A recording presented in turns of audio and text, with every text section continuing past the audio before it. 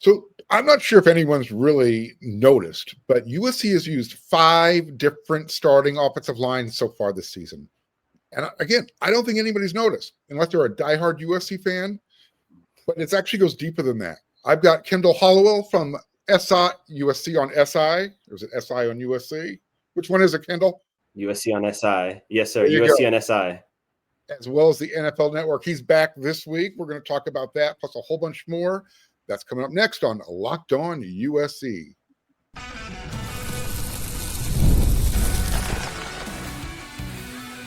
You are Locked On USC, your daily podcast on the USC Trojans, part of the Locked On Podcast Network, your team every day. Fight on, everyone. I'm your host, Mark Culkin, and thank you for making Locked On USC, part of the Locked On Network, your first listen every day. Whether you're watching this show on YouTube, you know you can pick your own platform. You can download this podcast. This show's going to be free. This show's also going to appreciate your support. And today's episode is brought to you by FanDuel. Right now, new customers, if you can bet just $5. And if your bet wins, you're going to get $300 in bonus bets that you can use across the entire app. Download the FanDuel app today. Again, we got Kendell Hollowell back here from USC on SI, also part of the NFL Network. We're going to talk about everything that's coming up with this week's game against Northwestern. As I mentioned in the intro, not only has USC's offensive line stepped up their game, I'm not sure how many other programs could actually absorb the kind of, have the type of success that USC's had so far, considering their injury situation. Despite the Trojans losing twice on the road, at Illinois, at Notre Dame, I don't think you can really pin too much of the blame on the hogs up front, so to speak. Yes, there have been some games where the run game could have been better. A lot of that, though, you have to say, well, where's Waymon Jordan? Where's Eli Sanders? Their injuries have played a role in that. So, and then as far as pass protection, there was a few moments, where Jaden's had to, use his feet, especially last week against Nebraska. But overall, Kendall, I think the most consistent group on the roster is probably Zach Hansen's room. So what's your take on the room? I mean, I kind of laid it out there. Would you say they're overachieving? They're just who they are? What's your take on the whole situation? I would say overall that they're probably overachieving just based on our expectations going into the year, right? They lost 3 starters from a year ago. Obviously, Wingfield was deemed ineligible at fall camp, so it's kind of what are they going to do? What is offensive line going to look like? They weren't necessarily very good last year, and obviously they lost some of those guys, so it's a little bit younger group on at some positions and stuff like that. But I mean, it's Zach Hansen. I mean, you laid it out. That's the bottom line. The development that he's put on these guys, the versatility that they have. I mean, Tobias Raymond's played 3 different positions on the offensive line. He's played guard, he's played right tackle, he's played left tackle. He's been phenomenal. O'Connor goes out, Reed steps in. Obviously Kalen this past weekend and stuff like that. So like you said, 5 different offensive lines and 12 different offensive line combinations. So it's kind of no matter what you put it, whether it's Raymond at right tackle or Raymond at left tackle or Reed at center, kind of no matter what they've done, they've been able to make it work. And not only have they been able to make it work, they've been effective, right? They're still physical. They're still consistent. They can do all the things like you talked about. They still go run the ball very well. So obviously you would like to have those starting guys in there. And obviously it was huge to have Elijah Page back in there. But no matter kind of what they've been able to do, it's worked for them so far. And again, that's Zach Hansen right there. That's coaching right there. And I think that's kind of the difference versus this team versus what we've had in years past, that I think their player development is the best it's been in a long time, like in a very long time. I think any other year, especially in Riley's tenure, if they had even one injury at offensive line, that would have been detrimental to the team. But you've kind of been able to see this depth in the way that they've been able to get these guys ready, and not just ready, they're very, very good and they're effective, and they can do all the things that they want, even if they're missing some guys on the offensive line. Yeah. I mean, we're talking about Zach Hansen, how he deserves all of his flowers. I want to remind everybody, and Zach played a role with the recruitment, but these are all the guys that Josh Henson recruited a couple of years ago. This is the high school guy that they brought in and they developed, and now you're seeing the fruits of their labor. So I think it's a great combination of both, right? Obviously, you mentioned that it's the guys that Henson brought in, but Hanson's the one that's developing them. And I think this is why they've done so good in recruiting on the offensive line, specifically the 26 class, because before we even saw it, these recruits had such a belief in what Zach Hanson can do in his development and just the personal relationships that he developed with these guys. And I think this has given them even more confidence what they've seen this year. And I think they're obviously they'll have a little bit more higher recruits coming in, especially next year. Just think about what he could do with those guys. This group is already effective now, and obviously you're not trying to throw any shade on them. And their stars and all that are kind of irrelevant and stuff like that when you get to college, and they've kind of proven that, especially Kalen. But just imagine when he gets these 4 and 5 stars and all these blue chips that come in. Just imagine what he can do with that group. Yeah, I mean, you're referring to guys like Kenai Pepe and Brett Colajay, and they've got some dudes coming in. So, but yeah, I want to they do. I want to get your opinion on this. When Elijah Page went out, missed games, Tobias Raymond took over. Didn't skip a beat playing left tackle. He's played 3 different positions so far this year on the line. He can play all 4 besides center, but he's played at least 3. Micah Benuelos, when he's been thrown in there at left guard, has done a great job. Justin Taunuu has done really well at left tackle, right tackle. He's played multiple spots. In your trained eye's opinion, what is their best combination from left to right? Obviously Page at left tackle. Raymond's been at right. It's been Raymond at left guard. No, Raymond's been at right guard. This year it's mostly been. I'm trying to think. I mean, Alani's at right guard. I'm trying to think what the it's been Raymond right at left guard. I'm trying to I don't know why I'm blanking real quick. Raymond at left guard. I think either O'Connor or Reed. I think they've been very good at both. I think they have different strengths. I think that's kind of a toss-up either way. I think they're either way, whichever one is in there, they're very, very good. Obviously, Noah at right guard and then Raymond at right tackle. I think that's their best lineup. And they got the closest back to it. Actually, no, they didn't get closer back to it. Right? I think about it, they only had the 3 starters against Nebraska. I would say that's your best chance. But again, I mean, if Tobias is playing left tackle or playing right tackle, I think they're just as effective as they've been with some of these other lineups. But the lineup that I previously mentioned, I think that's their best one. And hopefully, it probably doesn't happen this week. I know Riley doesn't. He didn't give a report on what. Yeah, we won't know until they actually take that first snap. Yeah, we Killian dressed for practice last week. He goes out there for warm-ups, but then we start to see him warming up with Sam Heward, and it's like, all right, so he's probably not going to play today. So I think best bet he probably doesn't play again this week. But as they get to Iowa and they get to Oregon, I think that's when those starting lineup will start to come back. Yeah, I think I think their best lineup, just because I like the way the size differential splits up. You can put Killian O'Connor in the middle at center. He's stout, but he holds his ground. Yeah. You got Elijah Page and Tobias Raymond on the left side. Then you got Alani Noah and Justin on the right side. That's just a really nice balance of size going across the board. So I'm sure when everybody's healthy, that's probably what the lineup's going to be. And that's what they started the season with. So hopefully they'll be able to maintain that. All right.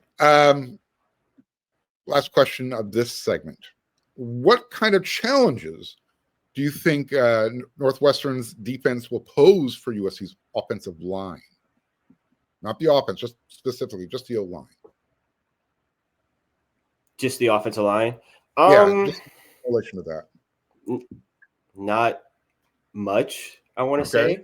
I think this is all on USC. I think that that people still have this narrative that this is a soft team out west because of what they saw against Illinois, what they saw against Notre Dame.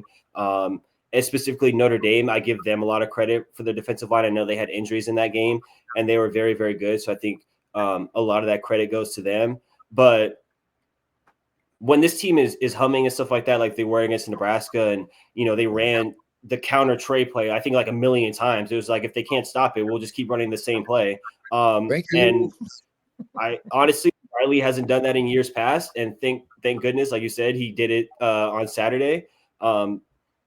but if this team is working in unison as they've had, no matter the lineup, I don't see Northwestern slowing them down. I don't really see many teams in the country that can slow them down when they're like that. Okay, well, we're going to talk more about offense versus defense in the third segment. Next segment, I want to get your thoughts on, USC's playing on a short week. They're coming back home on the road from playing on the road, and they're taking on a team that's actually been on a bye week. And Northwestern played Nebraska the week before they played USC. So there's a little bit of, crossover there. And, what did Northwestern learn about USC? So we're going to talk about that coming up next. When the opening whistle blows on a new repair, get your crew moving forward with Supply House. Order today, and you'll see parts on your doorstep tomorrow. You'll have over like 280,000 different plumbing and HVAC and electrical items you can choose from, and it's from the most trusted brands in the business. Their real-time inventory and honest lead times keep you from punting projects, while their industry-leading customer service, get this, they always have your blind side covered. So if you need parts fast for a project, Supply House has next-day delivery, and I'm talking about it. This is a game changer here. Plus, their Trademaster perks, like priority shipping, dedicated support, it makes the whole process so much more smooth. Join today, join their Trademasters program, and score serious priority shipping, lower prices, and a dedicated support line. Visit supplyhouse.com to sign up for free and use promo code SHCollege5 for 5% off your first order. That's supplyhouse.com. Real people, real service.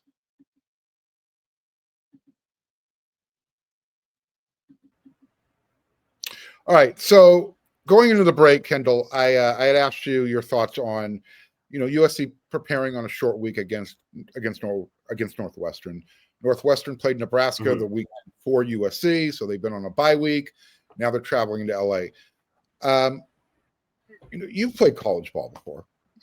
How does the short week affect preparation? I don't know. Maybe you didn't have to deal with it, but if you did, how would it affect playing on a short week as far as just preparation?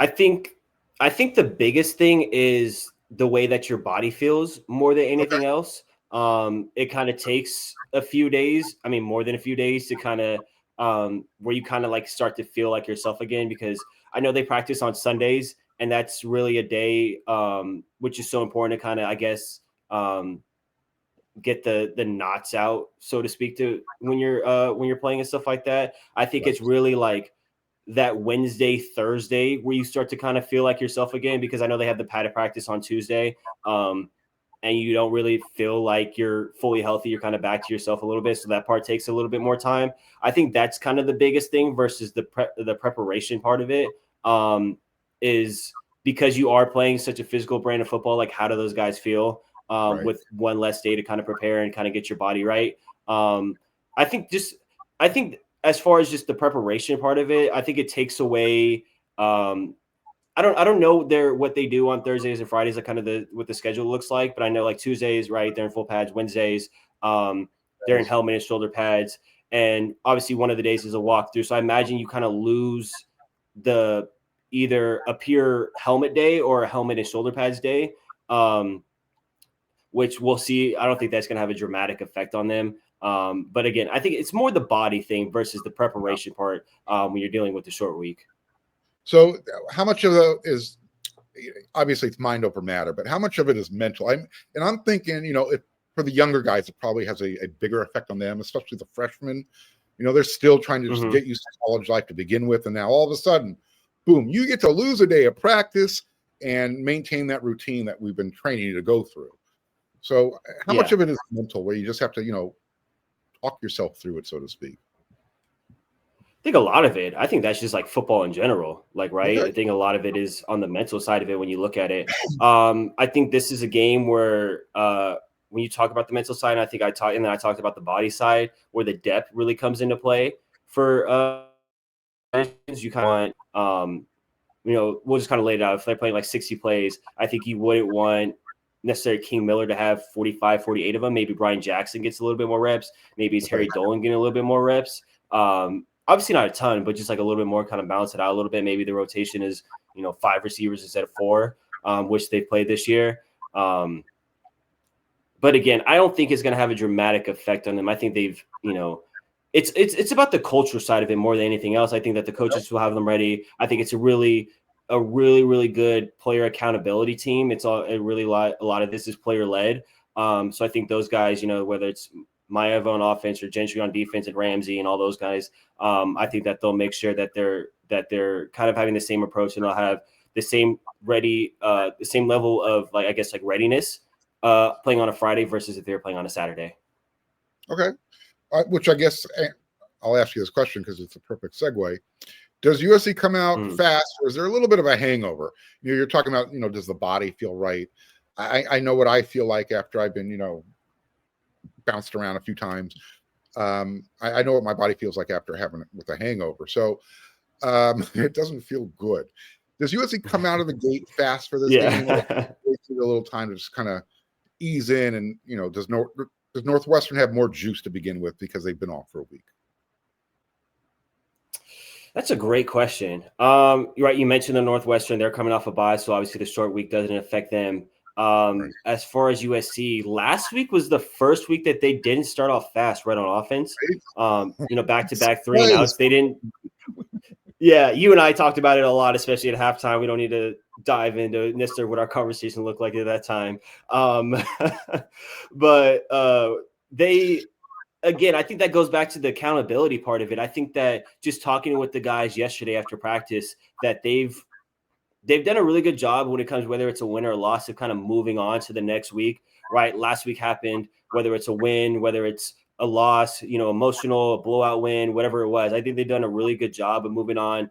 That game happened, we're on to the next. Like I said, regardless of what's happened. And Elijah Page talked about that a lot yesterday. So I do expect them to come out fast. I think that we'll see more of the offense that we've seen in previous weeks versus what we saw against Nebraska, where, again, it didn't necessarily look like they were really well prepared to start off that game based on what we saw on offense. So I think we'll see a different approach. And a lot of that will come with how good are they on first and second down, especially on those first two drives, because they weren't against Nebraska, which really made it hard for them on third down. So we'll see how that comes out. And again, I think they've done a really good job when it comes to adjusting and learning from some of their mistakes and coming out the next week and being more prepared. And I think we'll see that again on Friday.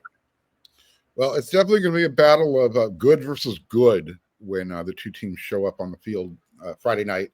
We're going to talk about that next. USC's good offense versus Northwestern's good defense, and which good is going to prevail. So that's coming up next.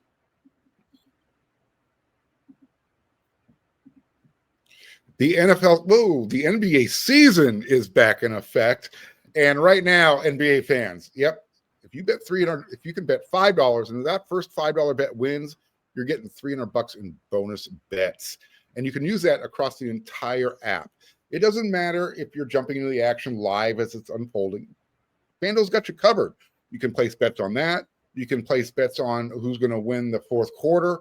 You can combine your bets for a parlay and get a shot at a bigger payout. So do me a favor. Do yourself a favor. Head on over to FanDuel.com, join, and when you do that, bet $5. If you win, you're getting $300 in bonus bets. It's that simple. All you got to do is go to FanDuel.com, NBA, the official sports betting partner. FanDuel, that's who they are.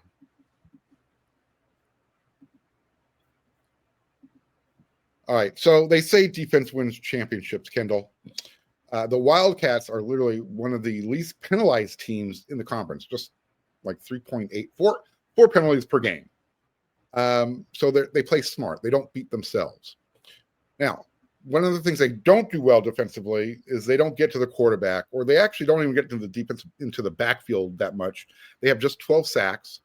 They've got 3 from one defensive end, 3.5 from another, and they just 32 tackles for loss on the season. That's not really good. What they are good at, though, is not allowing explosive plays or anything over 10 yards. They've given up just 85 plays of 10 yards or more. So that's, I think, 5th or 6th best in the big conference. Here's the bottom line, though. Okay, USC averages 40 points per game. Northwestern, they allow just 17 points per game. Can their good defense stop USC's good offense? Can they stop them? No. Can they slow them down? Definitely. Sure. It's their it's their strength, right? This is a better Northwestern team, I think, that we've been accustomed to, I think, in years past, and I think they've kind of getting credit for this year. They expected the battle with UCLA and Purdue for the bottom, to win the Cellar Dweller Award. That's how much respect they have for this program. Yeah. Again, I think that as USC is a lot more explosive this year for sure than last year, that they've been able to have these like long drives and really be methodical with it. Explosive plays, I think that they'll come. I think because they just have those kind of athletes and stuff like that, whether it's Makai Lemon or if it's the offensive line getting a good push, I think that they'll come about.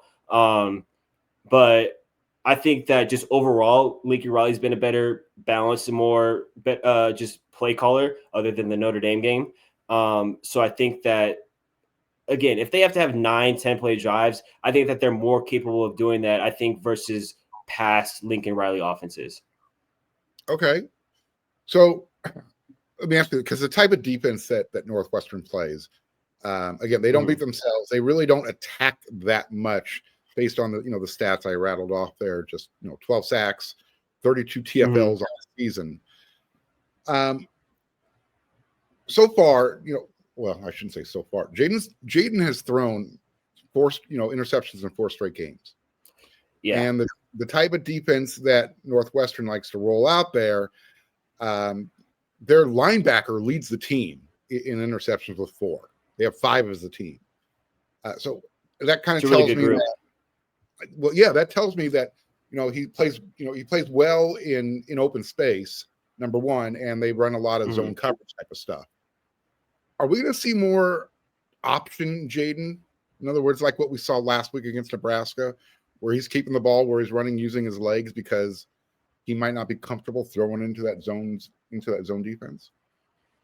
I hope we see him using his legs more, right? I mean, we see just how effective he is and how much, just I think more effective the offense is. He's a really good athlete, Jaden is. And I think we saw the first month of the season and then it kind of disappeared in October for whatever reasons. I know Jaden's had his reasons, not injury stuff and stuff like that, but he's kind of talked about it, just getting the ball in other people's hands and stuff like that. But I think he's finally started to understand a little bit more that when he uses his legs and when he extends plays, how much more the better the offense can be. As far as the zone defense and all that, it's all about Jaden getting back to that first month Jaden that we saw, right? The one that was taking care of the football, the one that Coach Riley and Coach Heward talked about going into the season, turning your bad plays of incompletions and all that turning bad plays of turnovers into incompletions. That interception that he threw, it's the way that he's done the interceptions more than anything else versus the way that he's throwing them. If you're kind of just throwing the ball deep, right, and you're getting picked off, we all remember the Michigan one where it's like, where are you throwing the ball on the red zone? He overshoots Makai and it lands in the Michigan defender. And then this one in the Nebraska game, I think we can all see, especially our angle in the press box, that when he was looking at Jacoby, I was like, don't throw it. And because I was like, there's no way that the ball is going to get there. So it's more of that stuff. Can he get back to, does he trust his eyes a little bit more? Does he lose some of that recklessness? I don't know, because it's been four straight weeks now, and I thought kind of that would have been a little bit addressed more during the bye week. Well, I'm wondering how he's much. got it. I mean, the bottom line. Go ahead. I'm wondering how much extra adjusting he's doing for his teammates, because last week was kind of atypical. There was, Jacoby was dropping passes, Makai was dropping passes. Was he? I don't want to say that Jaden wasn't panicking, but was he trying to do maybe too much, trying to, compensate for what was their receivers when they weren't helping them out?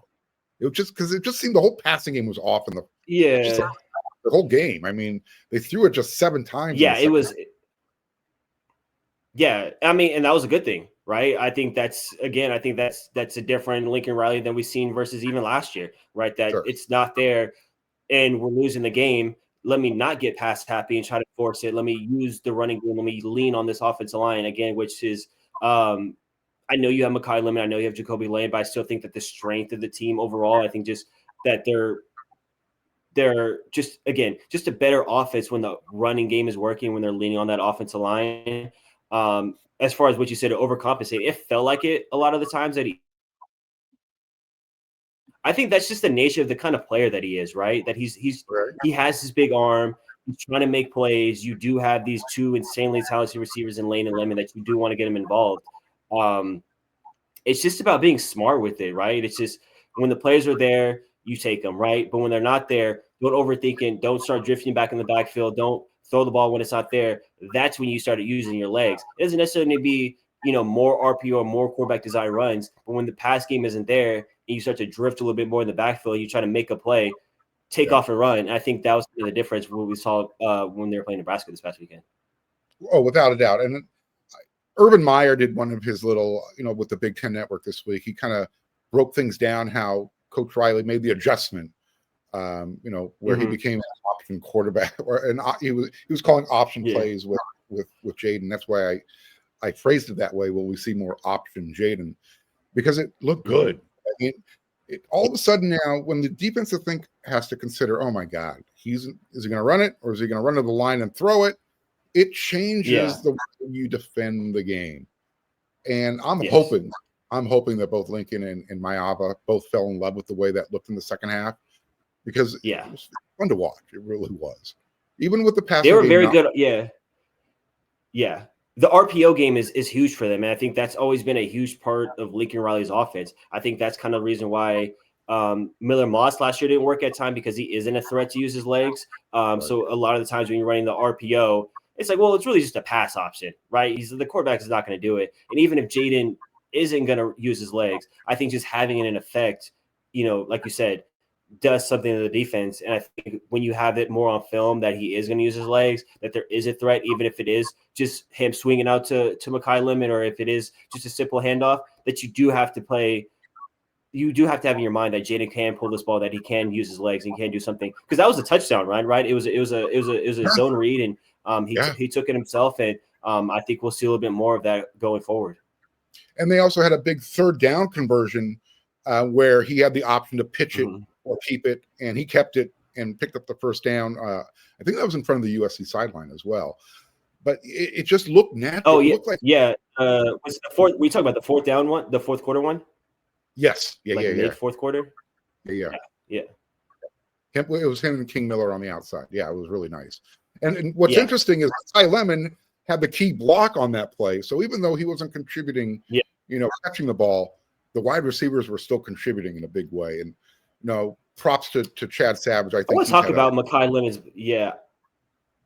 Go ahead. Yeah, Mekhi Lemon's block. Yeah, like you said, I just had to point it out because, he hasn't necessarily, I think, maybe the Bolitnikov's off the table now after kind of these back-to-back games, and that's fine and all that. I think, we'll see. If he goes for 150 in 4 consecutive games, that kind of gets you back into it. But we'll kind of see how that plays out. But I think that just speaks to the level of him as a person, and I think that the culture that they built, that there's no diva to him, and you can obviously tell that by the way that he talks and stuff like that, that he is all about the team. I'm not getting the ball, I'm not getting my 8 reception and all that, but I'm a damn sure make this block and make sure I'm a spring that for King Miller and stuff like that. He is just, I love that about his game. I love that about the culture that they're building and that the team that they're becoming right now. That he's like, it's not working for me in the past game. It's not there, but there's other ways for us to win this game. It doesn't necessarily have to be me. And if I can do something, if I can step in front of the safety, if I can step in front of this linebacker and make a block, I'm going to do it. And he's done that. And Jacoby Lane has done that a lot. And obviously Jaden Richardson,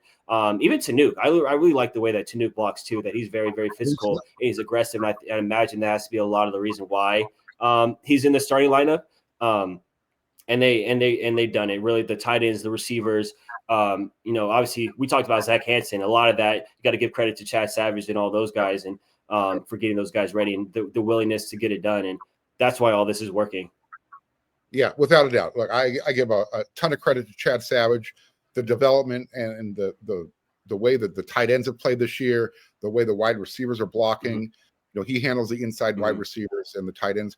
And Dennis Simmons, his name never comes up, but he's a guy who attracts all this USC. So that's one thing. It's a strong staff. Yeah, it really is. It really is. They complement each other well. How's that? They play complementary coaching staff football.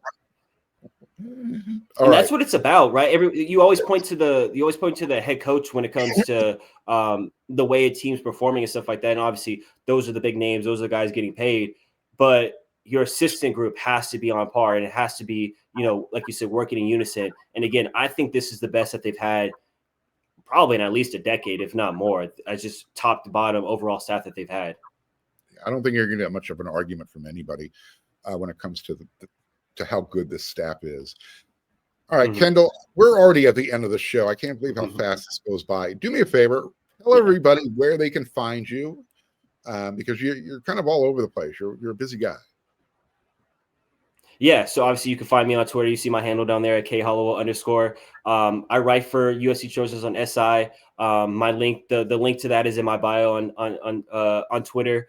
You can find us on the website and all that. We do a really good job. Just staying on top of it, football, basketball, recruiting. Go check us out. Go check out our team, and you won't be disappointed. There you go. So I want to thank everyone for making Locked on USC, your first listen today. Do me a favor, for your second listen, go check out the Locked on Big Ten show on YouTube. Craig Sheeman, he kind of breaks down everything that's going on in the conference, from the rivalries, the championship games, everything in between. And you can find Locked on Big Ten on YouTube or wherever you listen to your podcast. It's part of the Locked on Podcast Network, your team every day. Kendell, I think we'll have you back again next week. You do pretty good. You do a pretty good job at this. So we'll bring you back again. I appreciate that. Anytime you let me come on. Absolutely. I appreciate you as well. Hey, real quick before we get out of here, give me your final score prediction. 31, USC 31. Northwestern, I'll say 17. All right, we're in the same ballpark. I got USC 37. I'm gonna say Northwestern scores 20. So okay, we'll see what happens. We'll see who's right and who's wrong. I'll probably be wrong. I'll be back with another episode of Locked tomorrow. Until then, everyone, you know what to do.